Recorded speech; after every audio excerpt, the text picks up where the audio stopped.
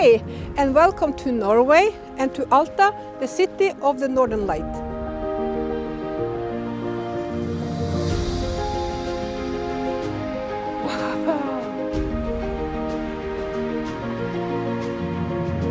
My name is Henriette Eilersten. I live here in Alta and I work as a tour guide.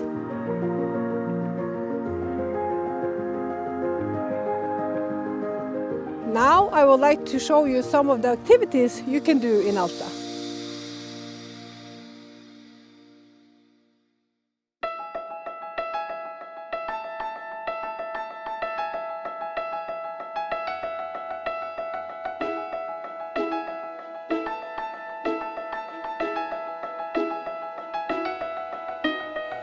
Behind me is the Northern Lights Cathedral. It was opened in 2013. The people in Alta was collecting money for 40 years to build this amazing building. It even won some prizes for the architecture before it was built. You can see the top of the cathedral is like the Northern Light, so that fits good in the city of the Northern Light. Let's go inside and look.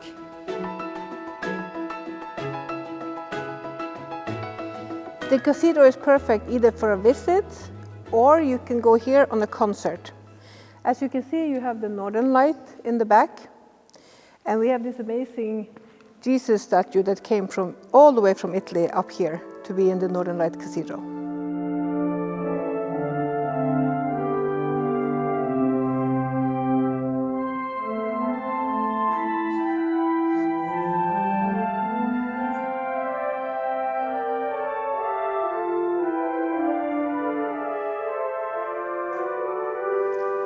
And here we have the ladder up to the sky. This is from the Bible, the story about one of the disciples for Jesus that was dreaming about the ladder that was going to take him up to the sky.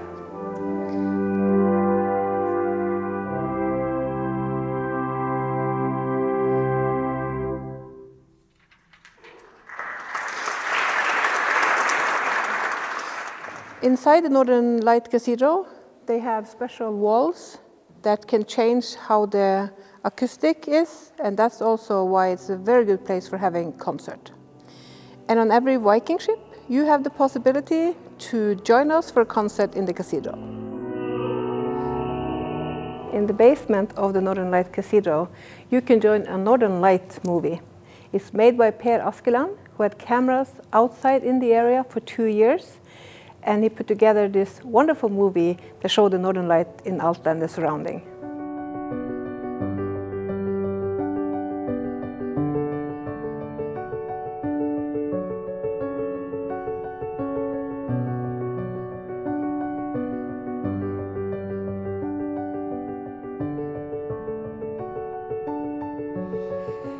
The famous rock carvings in Alta, they are on UNESCO's Heritage List. And you will find them here in Alta Museum. Most of the rock carvings are of course outside, but now they are covered by snow. Some of them are in the museum because of the ice have been breaking some rocks loose, so you can see them in the museum. Here is actually the first rock carving that they found. It's called Pippi. For a long time it was in Tromsø, but now they got it back to the museum, and you can see it here in Alta Museum.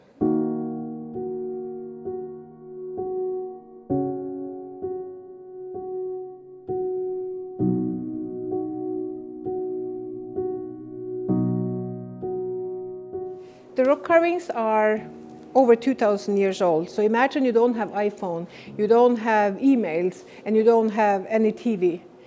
This was a way of communication.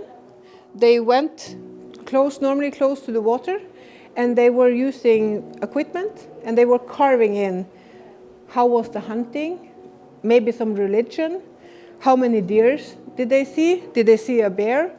And that is the story that they have been putting on all the rocks outside of the museum.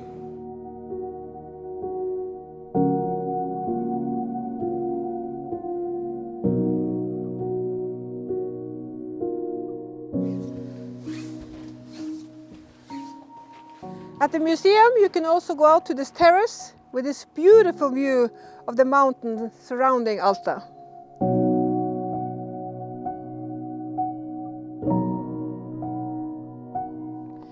This is actually one of the best places to see the Altafjord. Under this beautiful snow, all the rock carvings that we have here in Alta is covered by snow in the winter. These rock carvings are from 2,500 to 6,000 years old. So in the summer you can walk around and look at these rock carvings that is all in this area here.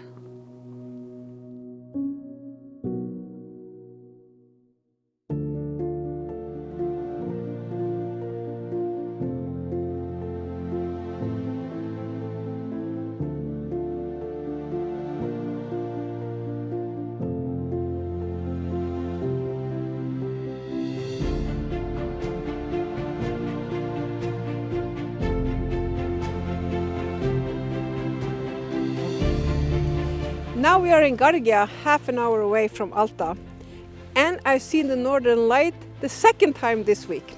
And I'm here in Gargia with Anniken from Gaia Lodge. Can you tell me a little bit about Gargia? Gaia Lodge has over 150 years of history, so we are, or I usually say we are lucky to be part of its history. It's on the old postal route. So this mountain lodge has a significant history in the both Alta but in the Norwegian history as well, because we needed to find a new way to transport the post. So then they built mountain lodges with about 30 kilometers apart, so they in a day could transport the mail from one station to the next one.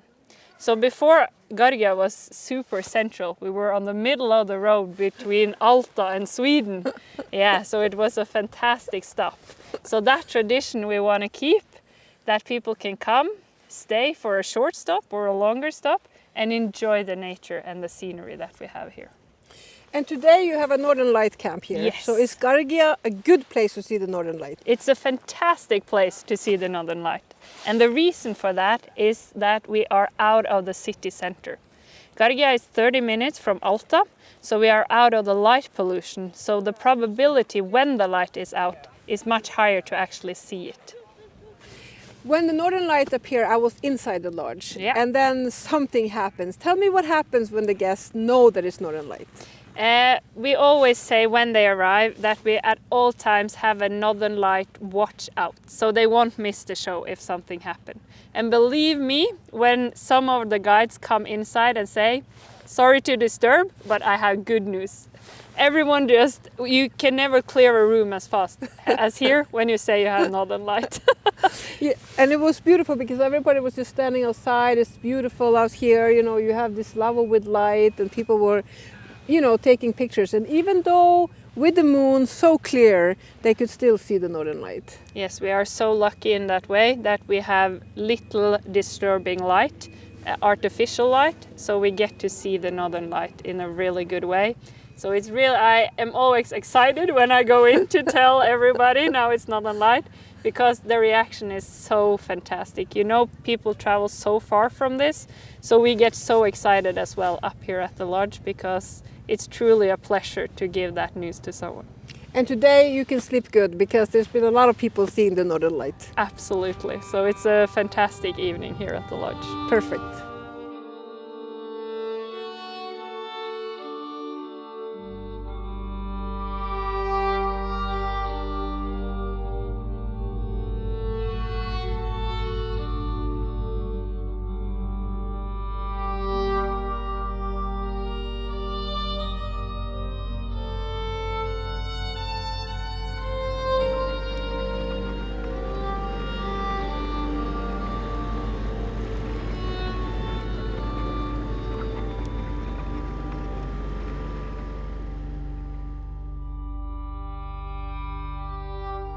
Now we are in Masi, small Sami village, 1 hour away from Alta. And I'm going to meet my friend Johan, who runs Sautso Safari, a Sami adventure.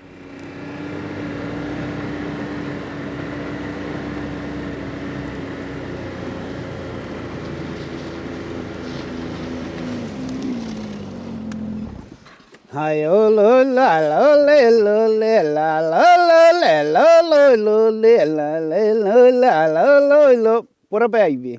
What a baby. Hej! Hej! Tack för sist! Välkommen till Mate. Thank you. Baby. It's hello in Sami. And the yoik, it's when I see something I have not seen for a long time ago, like a very cute lady, then the yoik comes. Thank you. Okay, this is our reindeer. This is our Lavu. This is my middle son, Jan Niklas. We will take you on a trip with reindeer in the same way we did before we got the snowmobile. It means that you sit in the sled as a family. How far we go, we never know. But I think we will use everything from 15 to half an hour, 30 minutes. Because when you are working with animal, you never know what happens during the trip. So, will the reindeer be dangerous? No, the reindeer are not dangerous, but the reindeer are not used to be touched. Because if you touch the reindeer on the hair, for him it will feel like there is coming a fly. In summertime there is a fly who puts eggs in the hair of the reindeer. So that's why they don't like to be pat. Some of them can be pat, but then they are very, very tame. They have been fed by reindeer from they was calf. So, but they are not dangerous now. Can you ask a Sami person how many reindeer they have? Yes, but you will also get the answer. And the answer will be? 2 on the mountain, 1 in the bank. Okay. So how much money do you have in your bank? That's exactly, yeah. But I used to say that you can operate with different kind of numbers. The That's first true. one, what you give to the tax company. Yeah. The second one, what you use on a pub evening to find a girlfriend, There you wife. go. And the third one is a real one, and only me and my family knows. There you go. But now, my friend, you can sit in the sled with the reindeer and take a trip with the reindeer.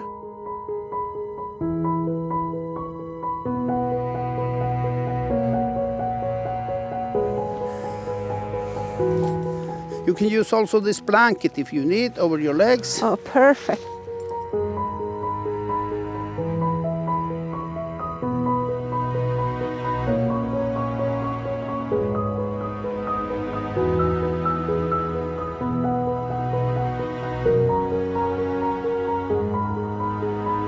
And how much do you think they can pull per?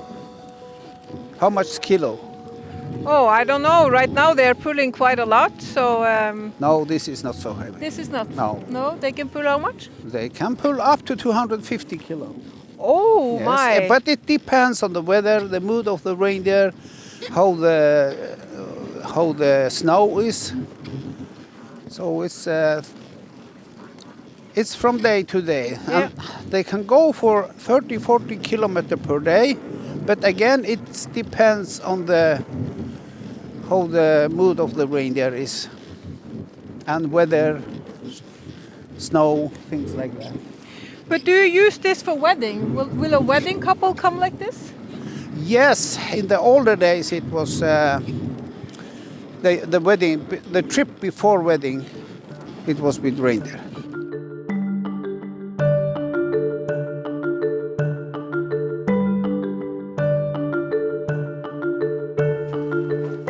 Welcome inside the Lavu. Thank you.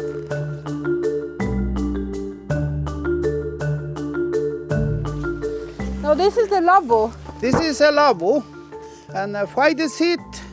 In the Lavu we sit on the floor, on our knee, like this. But I understand if you want to sit on the benches, because we also have the benches for people who are not used to sit on their floor, on their knee. And also old people have problems to get up. So that's why we also use benches. But normally in a Lavu we sit on the floor. But it's built in the traditional way. The sticks are of birch.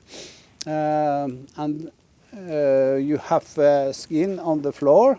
Under the skin we have twigs. It's isolation, so you get air under the skin. And also that the skin don't get wet. And this is Astahad. you use the astat to take the kettle of the fire, and in the astat you also have, you see, written names. Yeah. So when we are on the mountain, we may just make fire. Then we also make astahat, and we write our own name with the knife. Here we have many letters. It's Karen, Louise, Ante, Per, Oskar. Karen Louise is my youngest granddaughter. Ante Per is my son-in-law. Oskar is his family name. And here is maybe more, yes. Here, Inga, Biret, Rauna, Ante, Per, Oskar. Inga, Biret, Rauna is her name. Ante, Per is her father. Oskar is the family name. And here we maybe have a date. Yes, 16th of June in 22. Then I know that they have been there in 16th of June in 22. So when you come to a place, you can find one of these that somebody else have been using before you. Yes, and then I will also write my name there. Ah. Yes, and when we was teenager, then we write our name, and if I had a very nice girl in my Back of your head? yes, then her name also came there. So all the girls, also the teenagers, when they was on the mountain and they found a place, somebody have been, they look, whose name is there? So it's like the, you can say the Facebook today. Yeah. Yeah. The old traditional Facebook. Yes. On a stick. Yes. You said you are eating reindeer meat 6 times a week. Yeah, 5-6 times a week. Is it always the best meat of the reindeer? Or Oh, do we you use everything of the reindeer. We boil the meat, we can smoke the meat, you can try the meat. Now is the time to slaughter the reindeer, to hang it, to try the meat. The young ones, they use the reindeer meat in pizza, taco, wraps. Yes, and we use also the reindeer meat in a traditional Sami festival meal. It's called Beos. And you want to taste it? Sure, I would love to. Yes, then we can taste it also. Yep. Yep. Okay.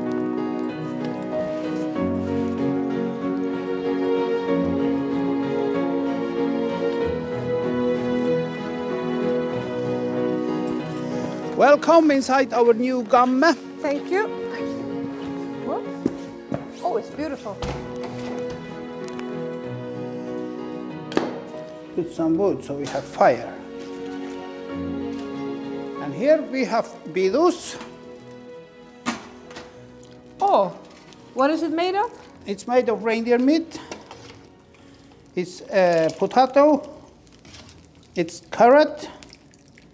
And reindeer meat is very tender. And we use this meal we use in every kind of celebrations, like wedding, baptism, confirmation. It's because it's very tasty. And it's very easy to serve because you need only one bowl, and you need only one spoon. And for Beos we also have homemade bread. Yes. Did you make it? Yes. Ah. I have made them. Oh. And as you can see, my wife is not here, so I make the bread also. There you go.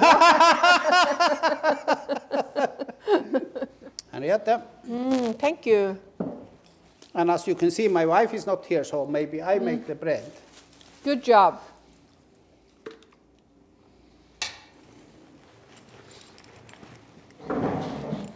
Is this the recipe that you can share with me? There is actually no recipe on the Beos. You just take reindeer meat, potato, carrot, and the, you maybe call it for bouillon. Is it gravy? Gravy? Gravy, yes. And the brown one, if I translate from Sami to Norwegian and from Norwegian to English, then it's burnt sauce. Burnt sauce. And that doesn't seem That's so the very secret. so very tasty, but it's actually very tasty. It's not burned, but it's if you translate from Norwegian, then it's browning maybe. Yeah, browning, yeah. Yes.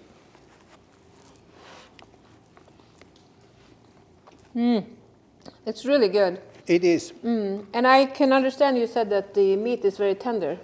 It's really soft. It's very tender and very tasty and healthy. Yeah. So everybody have to learn to make Beos. Yes. And every family have their own way to make the Beos. I learned from my mother. And my children have learned from me. So that's how we do it. So you take it through the generations, Yes. and they Yes, but of course, if like my wife, when she get married with me, she took some inspirations from her family to our home. So it's maybe not the same as my mother made, but I learned from my mother. Yeah. Yes. And then you mix it a little bit. Yeah, and then, yes, the same with the gakti is also the same, that you have differences from who is the sewer, who use the sewing machine. But you make your national costume yourself. Do you buy it? Not me. No, but your it's family? my wife. It's my wife. Your wife, yes. yeah. You know, when my daughter get married, I will show you a picture. You see, this is a picture of my daughter when she get married in 2013. My wife started to make the clothes in September. The wedding was next year, April. And my wife is also a teacher. So every day after school, she was sitting behind this sewing machine. So because she made one for herself, one for me, and for all our 3 sons. So every day after school, I could hear the sewing machine. So a couple of weeks after the wedding, I could still hear the sewing machine in my head. But yes. I see she have a lot of silver. Yes. Why would she have so much silver? It's when you get married. I used to say that's the most expensive part on the Sami bride. They have from 10 to 14 jewelry on the chest. Yeah. It's very beautiful. Very beautiful. She is. She is like me, or. There you go. Yeah, there you go. Yes. Okay. I hope you had a nice time with us. It was great. Thank you so much, Johan. Okay. Thank you. Bye-bye. And you are always welcome back. Bye-bye. Thank you. Bye, Johan.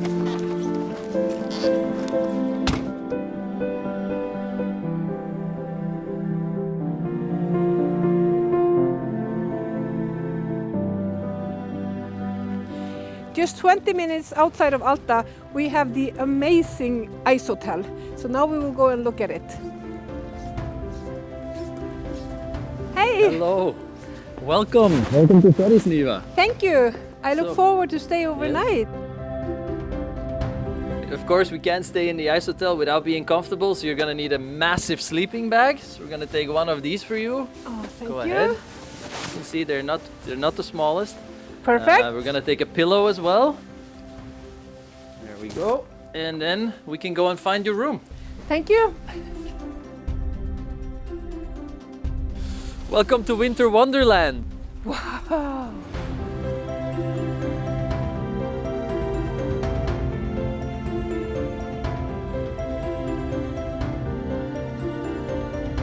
How do you make all this sculpture? Well, it takes us about 5 to 6 weeks to build the entire ice hotel. If everything goes well, then we start at the beginning of November. This year we were very lucky because temperatures started dropping really early. Once it goes down to -7°C, it's cold enough for us to start producing snow. Because if we have to wait long enough for natural snow, it can take easily until the end of December. And that's way past our deadline because we open the ice hotel every year on the 20th of December. So once we have cold enough temperatures, we start the snow cannon, so we start producing snow. We use water from the Alta River, so only local supplies. And once we have piles and piles and piles of snow, that's when the construction process starts. So if you look in the hallways, you can see there is this dome shape. So we have molds that we put beside each other. You have 6 molds beside each other, which will create the hotel rooms and the hallways. We cover that in snow. During the day, we have a couple of guys standing on the rooftop all day long, just compressing the snow. We spray a little bit of water over top and we let it freeze overnight. The next day, all we have to do is slide the molds a little bit further, and the same process continues and continues every day. So once we start building, everything starts happening really fast, and the ice hotel grows with approximately 4 meters every day. Once we reach a certain length, we already have the first entrance, so the artists can start coming in, they can start polishing the roofs, they can start designing the rooms and the suites, they can start working on the ice art and the snow sculptures. So everything happens really fast once we start the construction process. And then it stays here until? It stays until the 7th of April. Okay. So we have a fixed season, 3.5 to 4 months, and then we just let it melt. Every year we start the process again and again. Amazing. Yeah. It's a big piece of art. Yes. Really, it's amazing. This year, it's our anniversary. It's the 25th ice hotel here in Alta, and that's why we decided to go for the best of. So when we walk around the ice hotel now, you're going to see a few things from the past years. You're going to see something related to Vikings, fairy tales, Africa, a little bit of everything. So I suggest we head into the hallway first to go check out the hotel rooms, and then I'll give you the rest of the tour. We'll finish in the ice bar with the best part of the day, an ice drink. Good idea. Yes. In this hallway, you have about, I think it's 12 to 14 rooms. If you'd like, we can have a look inside one of them. All of the rooms are provided with a little bit of electricity, so you do have a little bit of light inside. But these are things that we had to think about during the construction process, because we're working with snow and ice here. You can't have any heat-producing lamps. So it's only LED lights in the entire ice hotel. So here we go. This hallway looks slightly different than the other one. You can see there's a couple of rooms with wooden doors. These are the themed suites, and this is one of the rooms where you will be staying tonight. You will actually be staying in my personal favorite. Wow. It's the Aladdin suite.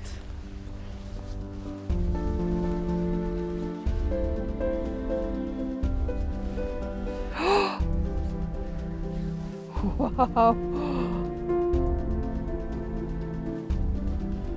It's like being in the middle of a fairy tale.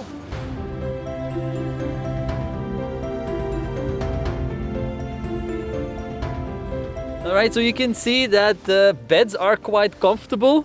It's one of the most common questions we get. Are we gonna sleep on a block of ice tonight? No. So we do have a bed frame. There's a bed frame hidden underneath it. There's mattresses over top. And then depending from room to room, we have reindeer skins or sheep skins. People come inside, you have your pillow, you have your sleeping bag, and you're lying really comfortably on the mattress and the skins. So there's no reason you're gonna be cold tonight.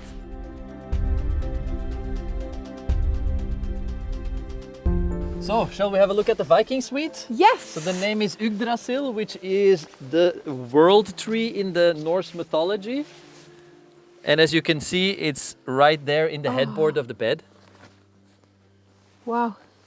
So what will the temperature be at night then? Will it be -7 also when we are sleeping? Exactly, yeah. So the average temperature, stable temperature is around -6, -7 degrees Celsius, which is really not that bad. And I know I say that with a big smile on my face. It really depends on where you're from. But overall, our sleeping bags, they keep you warm down to temperatures that reach -40. So we usually tell our guests, don't wear too much in the sleeping bags because you're just going to be sweating and overheating. Wear one thermal layer and that's it. Neck warmer, a hat, and you'll be warm enough. All of these ice blocks, they are cut directly from a small lake further up the valley. It's called Sierravannet.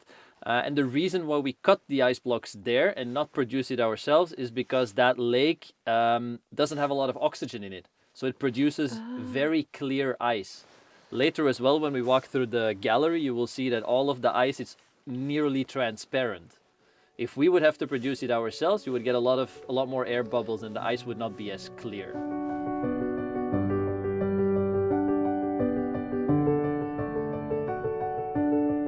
Welcome to the Viking bar. Thank you. How do you like our Viking ship? It's a really nice ship. Yeah? So what do you serve here? Well, we serve our signature blue ice drink. It's a secret recipe, so I can't tell you too much about it. I can only tell you it's delicious.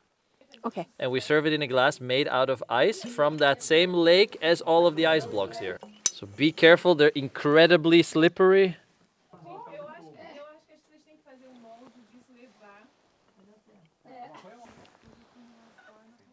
All right. Cheers. Skål. Cheers. Skål.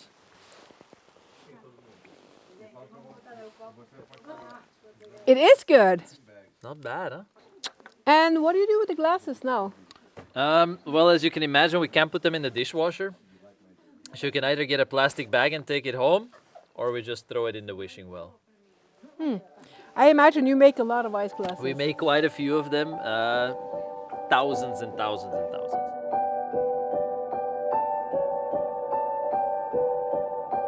Well, it's time to sleep. I'm really excited.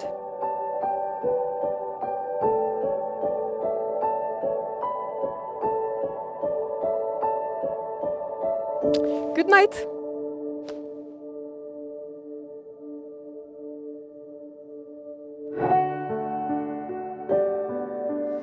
One of the things you can do in Alta is to visit the northernmost chocolate factory on the mainland. And right now I'm going to do a chocolate tasting and make my own chocolate. As you can see, I changed my outfit. I'm ready to go, and it smells like chocolate. I'm in heaven. Oh, hey, Camilla! Hey. Wow. Okay, are you ready? Yes. Yeah? So, what I want you to do first, get your own label. So, I need you to name your bar. Wow. So I need to write my name. You can write your name or whatever you like to call your bar. Your chocolate creation.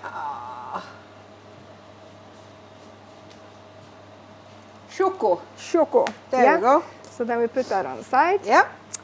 Then we put on gloves. Okay. Large or medium we have. So, when we're going to make the bar. And then you have all these different flavors for the chocolate. So you can just design your own chocolate. We have everything from coffee to salt to berries, marshmallows and Smarties and ginger. So you can just create your own bar and compose your own bar. So then I will just put them in here? Yeah, you put it in your hand and then you can sprinkle them inside. Yeah. So the lingonberries, that's we have dried it. So they're hand-picked lingonberries from the area, from our region. And then we dry them so that we can use them inside the chocolates. Yeah. Maybe I have a little bit of salt. Is it Have salt? And again, just put it in your hand and sprinkle. And the salt is also from northern Norway as well.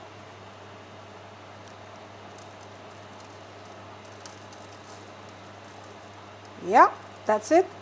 Yeah.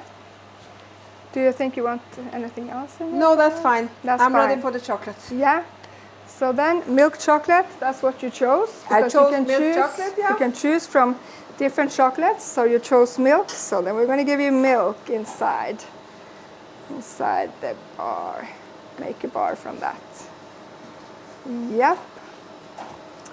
So then I'm going to pour the chocolate into your mold, and then you have to tap out the air in it. And then we're going to put it into the fridge to set. So I'm going to pour some more for you. There. There. So now you can start tapping. And why do I do that? It will be air in the chocolate? Yeah, so you tap to take out all the air bubbles that is in the melted chocolate. Okay. Yeah.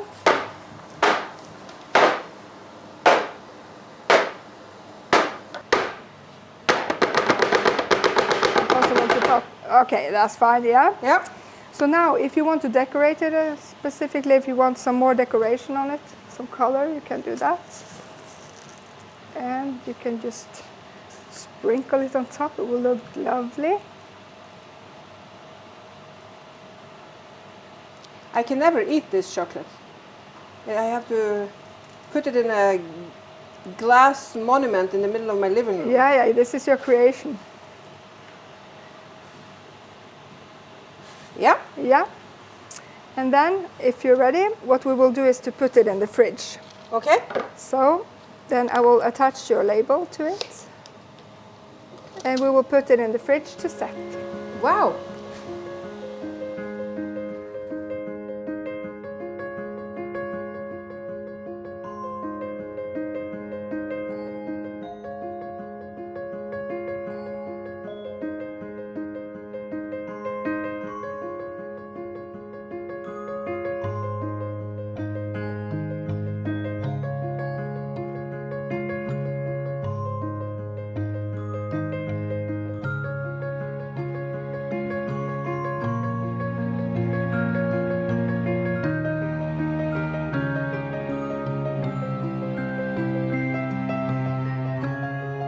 So Henriette, there you go. This is your chocolate creation. I hope you love it. Thank you. I already love it. And this is actually a proof that I made my own chocolate in a chocolate factory.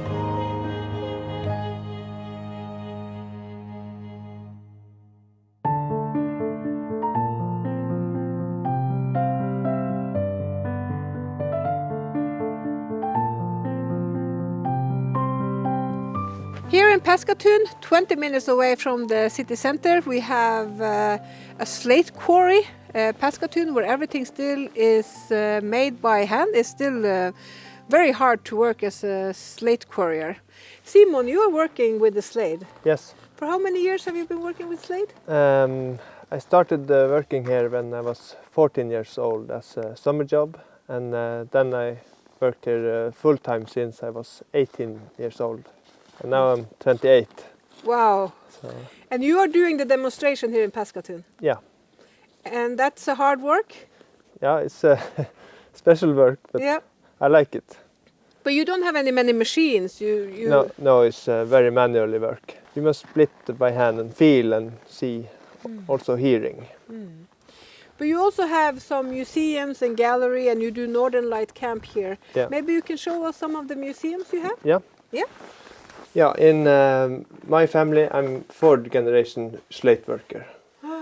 So you see here is my great grandfather and my great grandmother. She was actually driving the slate with the horse and sleigh down to Alta. And my grandfather and my father when he was a child. So he started early. He started very early, yeah. So this is how they were living? Yeah. Did your grandfather live like this? Yes, and my great-grandfather, and also my father and uncle when they was younger. You know, I heard a story about, they were heating up when they were working with the slate, and when they went to sleep, when the fire went out, it was so cold that sometimes their hair was stuck into the wall. Did you hear that? Yes. So it's maybe a true story. Yes. It's a true story. Yeah. That's very good to know. So yeah, so this is how they lived when they were working.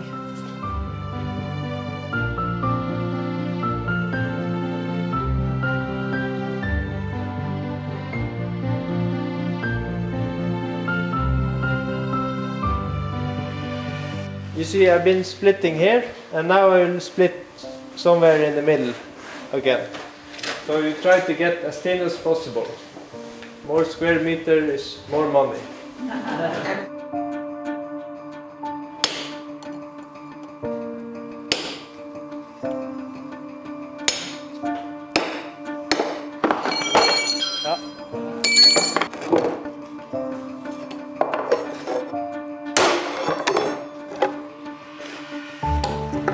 Use smaller hammer and a smaller chisel.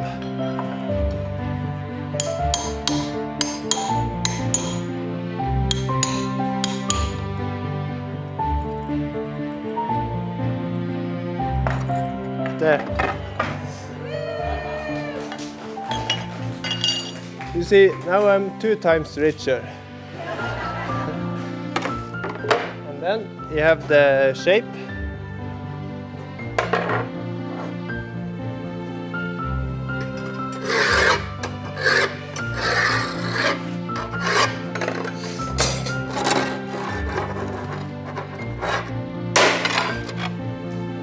And then 160 years ago, they started with this method.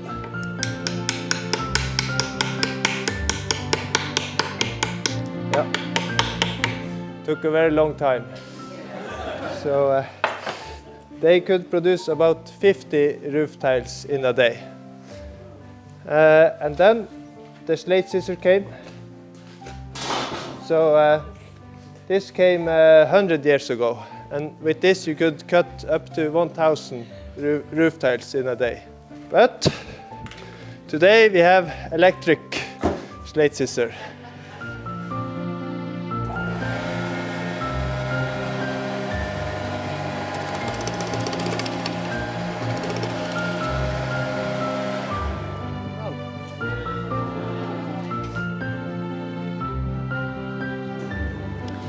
So this is a slate for a roof that you now made.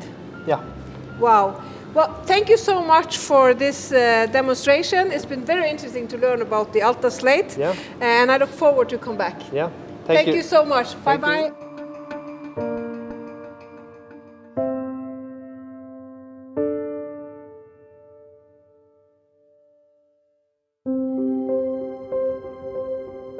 Now we are in Altafjord, 15 minutes away from Alta. Right behind me was the place where Tiits, the big battleship that Germans had here under the Second World War, was situated right next to the mountain over here. It was here for over a year.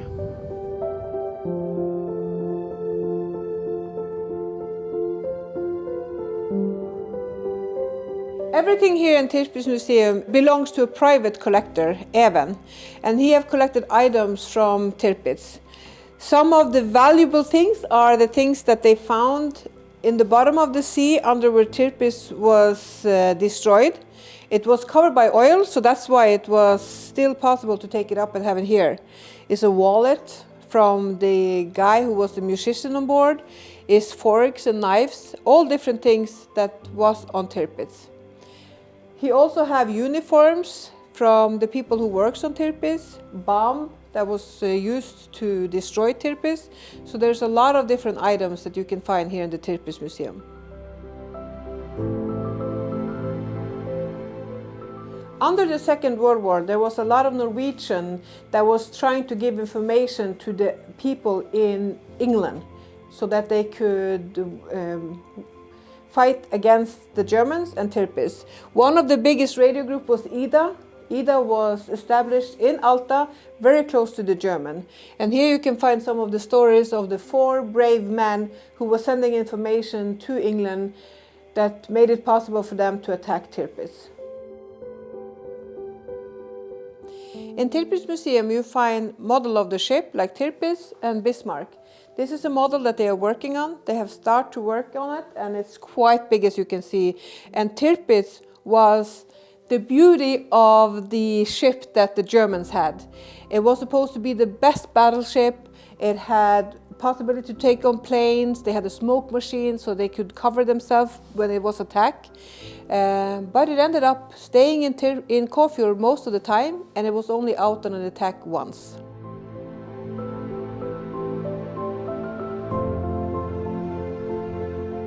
Since day one, when Tiits was sailing into Altafjord in spring 1943, they were trying to destroy Tiits. One of the bombs that was made for destroying Tiits was the Johnny Walker bomb.